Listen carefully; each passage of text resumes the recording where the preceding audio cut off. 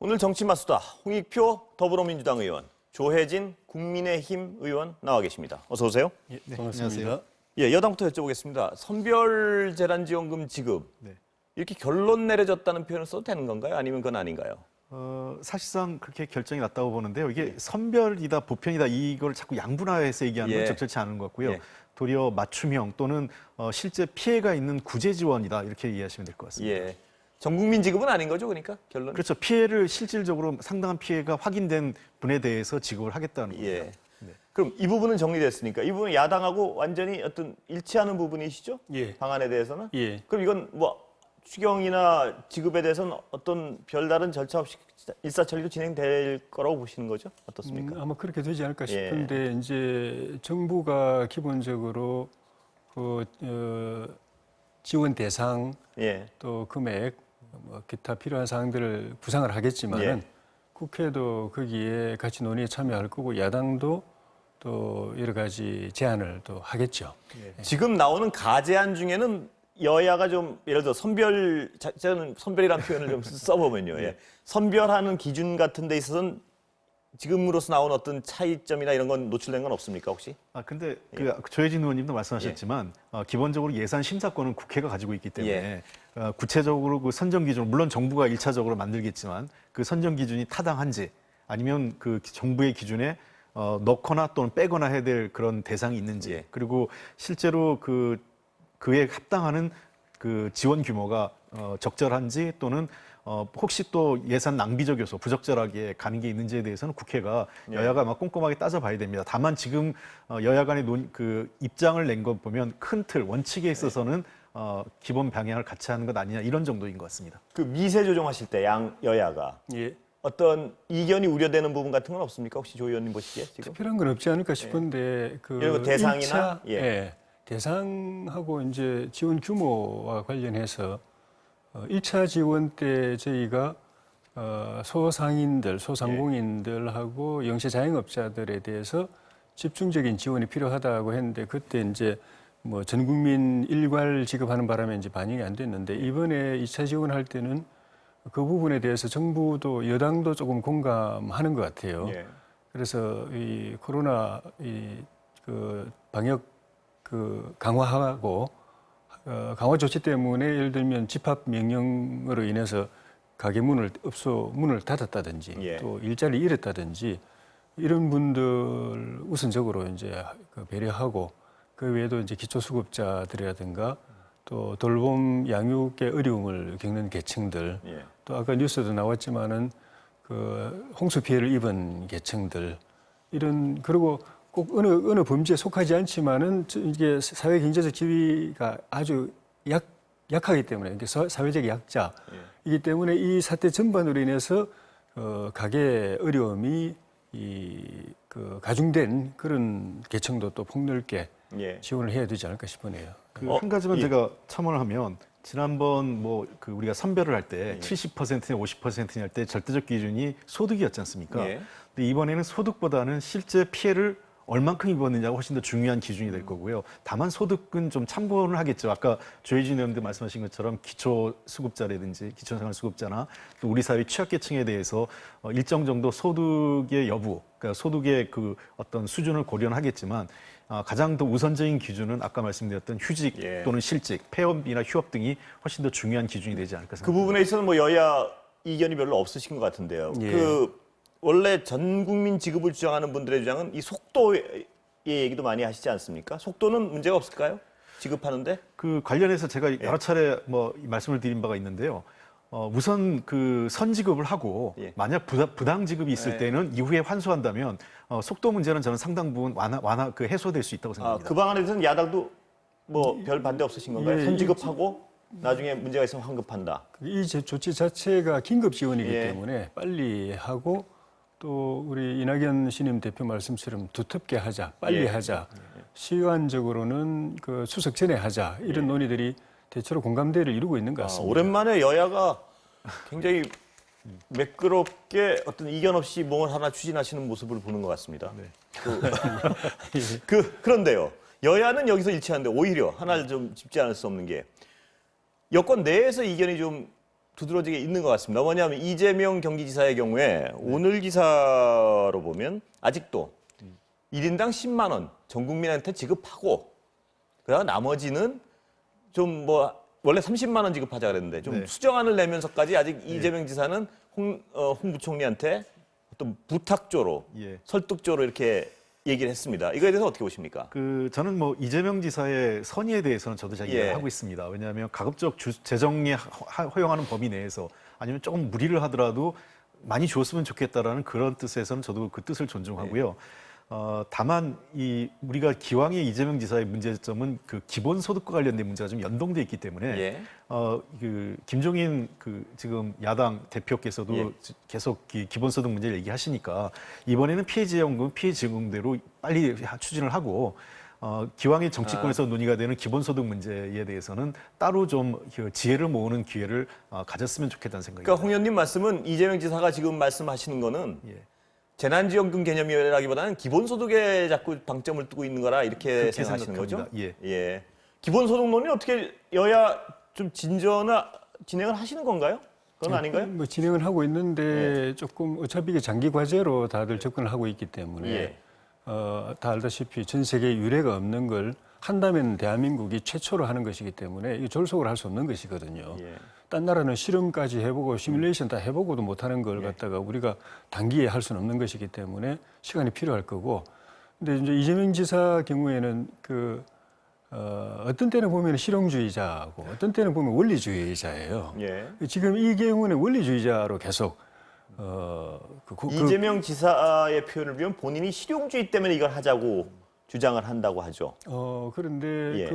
원리가 아니고. 지금 예. 이번에 주장하는 논거 중에 하나가 민주당은 보편 복지를 철학으로 삼는 기조로 삼는 당인데 왜 이거를 이렇게 선별 복지로 해가지고 그 기조를 흐트러뜨리느냐. 이렇게 그 선별 지원으로 가게 되면은 민주당의 기본 철학이며 노선인 보편 복지라는 이 큰 원리를 야당이 깨부수는데 이거 같이 이렇게 동조하는 셈이 된다라고 굉장히 철학적으로 이야기를 하셨어요. 그러니까 보편 복지라는 요 사안이 아니라 보편 복지라는 그 민주당의 기본 철학 안에서 이걸 해야 된다. 예. 그것이 그 흔들리는 이 긴급 재난 지원이 돼서는 안 된다. 조 의원님 아마 그 말씀을 이재명 지사가 들으면 예. 본인의 생각이야말로 가장 실용적 바탕에 있는 거라고 굉장히 반박을 할 것 같습니다. 뭐 제가 여기서 자세한 내용은 모르겠고요. 왜냐하면 예. 본인이 이 사안 자체를 이야기하는 게 아니라 예. 이 사안 자체를 이게 긴급재난 이 시기에 긴급재난 지원금을 어떻게 할 것이냐는 그 디테일 구체적인 걸 이야기하는 게 아니라 민주당의 기본 노선에 대해서 이야기를 하기 때문에 그거는 원리주의적인 거죠. 그러니까 예. 제가 한 가지 말씀드리면 복지 정책을 보편과 선별로 양분화시키는 것 자체는 좀 무리가 있다고 생각을 합니다. 예. 우리보다 훨씬 앞서 있는 그 북유럽, 스웨덴, 노르웨이 같은 그 북유럽 그 복지국가에서도 선별적으로 하는 것과 보편적으로 하는 게 나눠져 있습니다. 예를 들면 대표적으로 무상급식 같은 경우는 아이들이 밥이 누구는 공짜로 먹고 누구는 돈 내고 먹고 하는 것이 아이들 간의 위화감이나 차별의식이 생길까 봐 그거는 보편적으로 하는 게 맞다고 저희들도 생각하고요. 그러나 이렇게 현금성 지원을 할 경우에는 당연히 그 사람의 소득 수준을 봐야 되는 거죠. 예컨대 소비를 늘린다고 하는데 그 월 소득이 1,000만 원 이상 되는 사람은 재난지원금 100만 원을 받는다 쳤을 때 기존 소비를 대체하지 기존 소비보다 늘어나지 않거든요. 그런 측면에서 소비 효과 등을 봤을 때에는 정말 그 한계 계층이나 한계 계층에 인접해 있는 계층에 대해서 좀 더 두텁게 더 많이 주는 게 저는 보다 실용적이다 이렇게 생각합니다. 혹시 다른 얘기로 넘어가도 되겠습니까? 예. 그 여야가 이번엔 이견이 많을 것 같은 얘기를 드리겠습니다. 오랜만에 일치하셨는데 또 이견 부분을 여쭤보게 돼서 그런데요. 그 그린 뉴딜이요. 펀드. 퍼퓰리즘 펀드다. 야당의 지적 맞으시죠? 예. 예. 비판을 좀 해주시죠. 그 펀드 자체. 그 펀드를 도입하는 그 취지 자체는 예. 공감되는 부분이 있습니다. 어쨌든 그 과잉 유동성을 생산적인 투자로 돌리려고 하는 그 시도 중에 한 부분이니까. 근데 이거를 잘 하려면은 지난 정권 때 이 펀드를 관제 펀드거든요. 예. 정부가 주도해서 만드는 펀드니까 지난 정부 때의 관제 펀드의 좀 심하게 말하면 흑 역사를 예, 실패를, 반면 예. 요소로 삼아야 됩니다. 예. 이명박 정부 때도 녹색 성장 펀드를 도입을 했거든요. 근데 초반에는 수익률이 좋았습니다. 예. 한 58점 평균 수익률이 한 58.6%까지 나갔는데 예. 지금 마이너스 20 몇 프로인가 그렇죠? 그렇게 나가다가 신재생 예. 산업, 특히 이제 태양광 이런 쪽에서 수익이 너무 떨어지니까 그 나중에는 마이너스 21.6%까지 내려갔습니다. 그나마 그거는 이제 이명박 정부의 펀드는 시장 원리에 맡겨놨기 때문에 거기서 수익성을 유지해가지고 살아남은 펀드는 지금도 최근 한 3년 그 평균 수익률이 한 10%까지 가는 펀드들이 있습니다. 근데 그 뒤에 또 그 박근혜 정부 때는 아시는 것처럼 통일 대박이다 해서 이제 통일 펀드를 예. 조성을 했고 그다음에 청년 희망 펀드를 조성을 했는데 통일 펀드는 북한 핵실험 하나 그 예. 벌어지는 바람에 이제 푹 죽어버렸고 청년 희망 펀드는 시작부터 이거 뭐 그 기부 강요 이 논란점으로 좀 시끄럽다가 결국은 재작년인가 판매 중단돼 버렸거든요. 예. 그래서 이런 선례 그러니까 제일 중요한 건 결국은 시장 안에서 수익성이 자체적으로 보장되는 것이 생명력이다. 예. 그거 안 되면 정부가 여러 가지 뭐 힘이 쓸 때 MB 박근혜 정부 때는 그 집권 2년 차기 때문에 힘이 쓸 때거든요. 근데 더구나 지금 문재인 정부는 4년 차예요. 막바지이기 때문에 힘이 빠질 때에 정부가 나서서 하는 게 지속 가능성이 있는가, 특히 세금으로 메꿔주는 게 지속 가능성이 있는가 이 부분을 특히 정부가 메꿔준다는데 비판의 방점이 있으신 거죠? 그렇죠. 이 정부 쪽에 이 투자를 한 35%인가 정도 하는데 제가 이게 추가 질문 하나만 드리고 싶은 예. 게 펀드의 내용에 대한 비판이신 건가요? 아니면 어떤 내용이건 관이 주도하는 펀드는 실패할 가능성이 많다는 말씀이신가요? 관은 예. 그 표현은 그래 하셨더라고요. 마중물이라고 하셨는데 진짜 예. 마중물만 하고 시장에 결국은 던져주고 시장 안에서 수익 구조 안에서 이게 자생되도록 저절로 흘러가도록 만들어주는 기능까지만 해야 되는데 예. 끝까지 끌고 가는 구조가 되면은 특히 예. 세금으로 메꿔주는 손실을 보상해주는 구조면은 이거는 지속 가능성이 없는 예. 것이거든요. 그러니까 관이 끝까지 책임지는 펀드는 만들면 안 된다는 말씀이시죠? 어떤 내용이 뭐냐에 따라서 그거는 내용과 상관없이. 성공하기가 어렵죠. 또 하나는 이제 뉴딜 펀드에서 대상으로 삼는 사업들이 예. 현재 수익이 있거나 앞으로 수익 가능성이 있기 때문에 기업들이 탐내는 사업이 아닙니다. 예. 그러니까 끌어들이는 거예요. 일지로 관이 주도를 하는 것도 안 되는 거고 그 예. 내용도 부실하다 이렇게 두 가지 다 대상 사업이 예. 지금 수익성이 별로 보장이 안 되는 예. 사업들이어서 정부가 세제 혜택이나 이런 손실 보상이나 이런 걸 해서 끌어들이는 건데 예. 임시로 끌어들이는 걸 할 수 있지만은 그 나중에 결국은 자체적으로 수익이 되는 구조를 못 만들어내면 정권 물러나면 또 이거는 그 판매 중단될 수가 예. 있습니다. 홍 의원님 어떻게 들으셨습니까? 예. 네, 이건 좀 제 개인적인 생각을 예. 좀 말씀드려야 될 것 같아요. 저는 사실 뉴딜 펀드가 필요하다고 생각하는데 이 방식에 대해서는 조금 문제가 있다는 생각은 듭니다. 개인적으로요. 많은 지적이 지금 말씀하신 것처럼 공공기관이죠. 정부를 포함해서 공공기관이 한 20조 정도를 조성하는데 사실 그럴 바에는 저는 아예 차라리 보다 아예 녹을 전면적으로 재정의 역할을 하든가 예. 아니면은 그 국부 펀드를 발행해서 우리가 KRC가 있잖아요. 한국투자공사가 전량 그걸 매입해서 그건 이제 사실 정부가 돈을 내는 거죠. 그러니까 이런 이 사실상 재정이 전면화돼서 이 사업을 해주는 게 더 좋은 거지. 이 사업은 사실상 재정이 하는데 외피는 금융적 방식을 띄었어요. 예. 그러다 보니까 어떤 문제가 생기냐면 제가 걱정스러운 거는 돈은 모으는데 20조 가량에 그리고 나중에 이제 민간까지 해서 이게 마중물이 돼서 민간에서 한 170조 가량도 이제 기대를 예. 하고 있는 건데 이 돈이 우리가 흔히 그 월스트리트의 반대말 메인스트리트라고 예. 하지 않습니까? 실물 경제에 돈이 정말 전달될 건가에 대한 의구심이 좀 있어요. 그러니까 계속 금융이라는 것은 금융에서 돈을 활용할 때는 이익이 얼만큼 나올 건가? 그 투자 대비 이익이 반드시 발행해야 된다고 생각을 하는데 이 분야 그린 뉴딜 사업이라든지 디지털 뉴딜 사업 등의 그 대부분은 사실상은 그 굉장히 그 리스크가 높은 사업에 투자를 하는 겁니다. 예. 손실이 발생할 가능성도 높고요.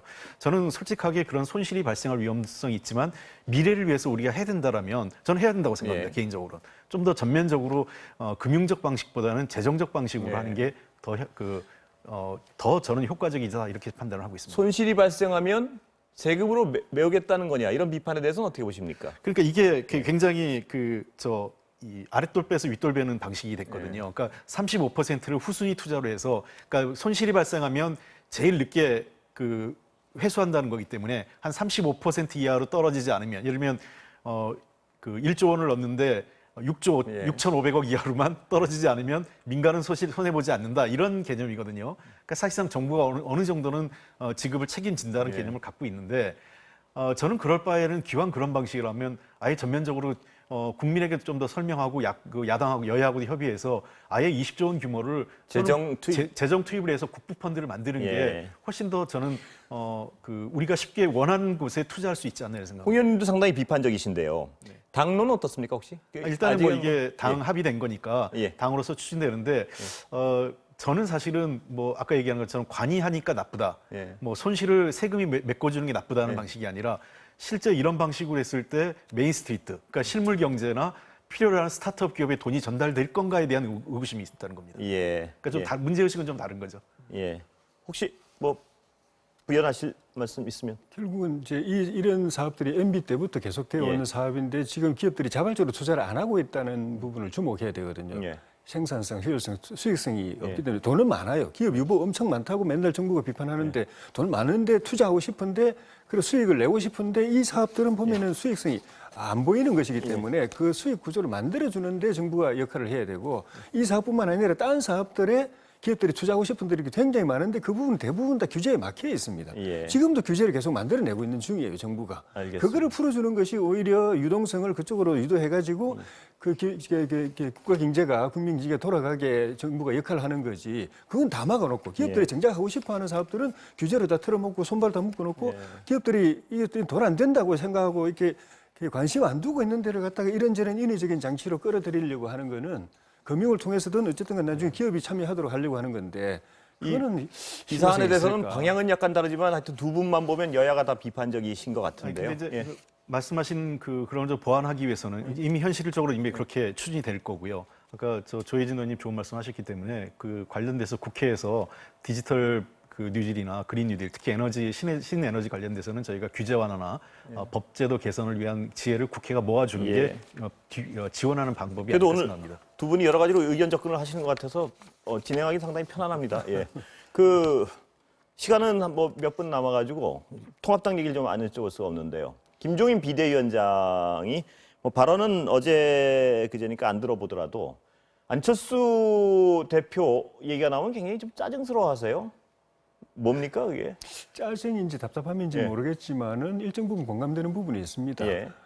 뭐 저는 개인적으로 그분을 잘 모르지만 어느 분을 모르신다고요? 안철수 대표를 모르지만은 김종인 비대위원장은 잘 아시는 관계라고 저는 생각이 들어서 잘 아시는 관계에서는 답답함을 더 느낄 수도 있겠다고 생각하는 게 잘 모르는 저나 우리 당의 주변에서도 노선도 거의 비슷하고 중도, 보수 같이 해야 될 부분도 있고 저도 본인이 필요해서라도 같이 할 수밖에 없는 구조인데 답답해 하시는 게 그러니까 빨리 들어와서 하든지 하지 이렇게 밖에서 눈치를 보냐고 이런 건가요? 안 하고 하려 하다가 안 하고 우리가 이렇게 그쪽에서 조금 이렇게 싹 시그널이 와서 우리가 이렇게 호응을 하면 반응하면 또 뒤로 또 한 걸 물러서시고 이런 것들도 김종인 비대위원장이 느끼는 그 답답함이랄지 짜증이랄지 그 중에 한 부분일 수도 아니겠나. 이 표현에 대해서 어떻게 생각하십니까? 조 의원님께서는 이태규 의원이요.